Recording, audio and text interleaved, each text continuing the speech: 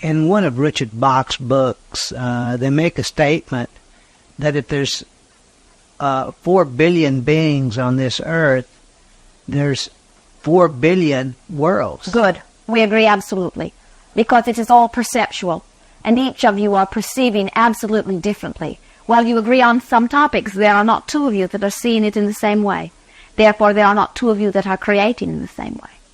Even if you take into account that which you were before you emerged into these bodies, it helps you to see the complexity of all of that, you see. We agree. So this means that if I don't believe that the atomic bomb will ever end the world, for me, it's not going to end my world then. Correct. You'll fall off a cliff before. We're having fun with you. You see, we're wanting to add something here very quickly. You're serious. You are all sharing the planet. And what each of you are individually feeling is adding to the mass consciousness. But as an individual, you are absolutely dominant. And that is really the most important point of all of that. Good.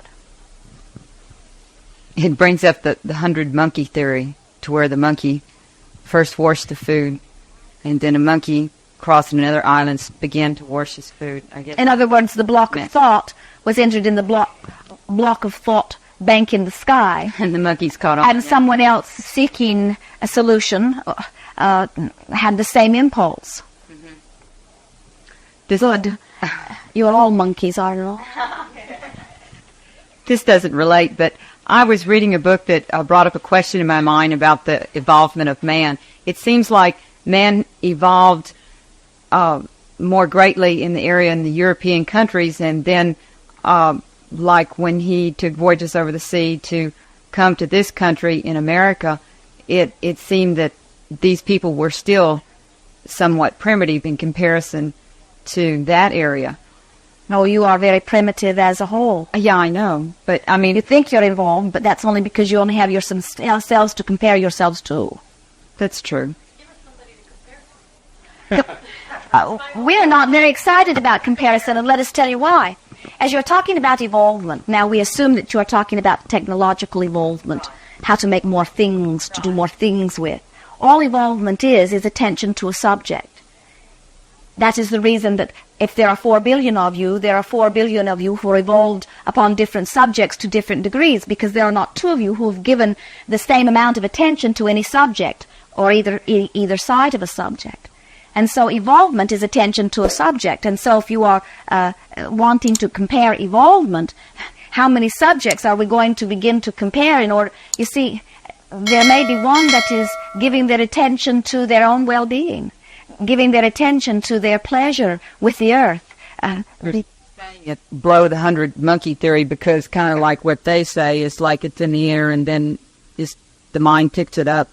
I couldn't explain it just to be real clear, but that's kind of what they're saying. But what you're saying is that through their intentions of wanting something, and so... That is the way you always extract information, and sometimes it comes to you through your own thoughts. Sometimes your desire causes another who is not blocking it by focusing on lack to receive the inspiration, and the other one will blurt it out and say, I don't know why I even said that, and you say to yourself, well, I know why you said it, because it was the answer to the problem that I have been focused upon. But it's interesting to me that the people in the Americas didn't have that wanting. The wanting for what?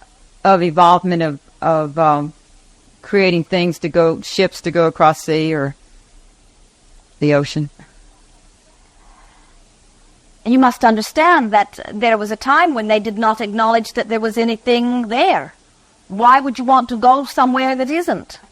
Yeah.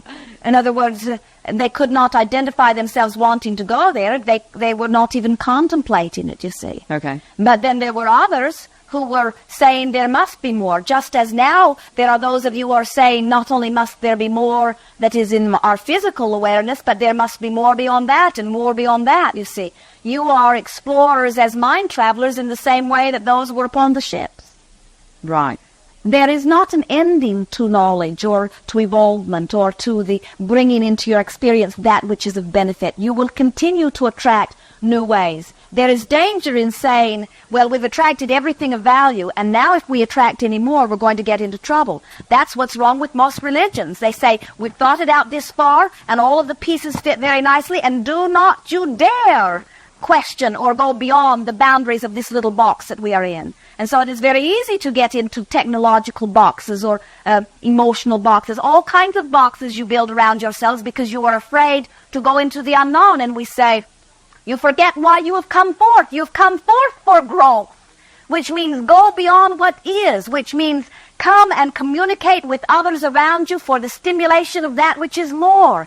But do not do it haphazardly. Do not do it as a sheep follows the sheep to slaughter. Do it by intending what you are wanting, letting your broader guidance assist you in knowing the appropriateness or the inappropriateness of this action or this thought or this word, so that you are forever guided into what you are wanting from broader perspective, you see. It is exciting when you realize why you are here in this physical body. It is exhilarating when you understand how magnificent you are. It is so wonderful when you recognize that I am important to the scheme of all of this. And if I were not important, I would not be here.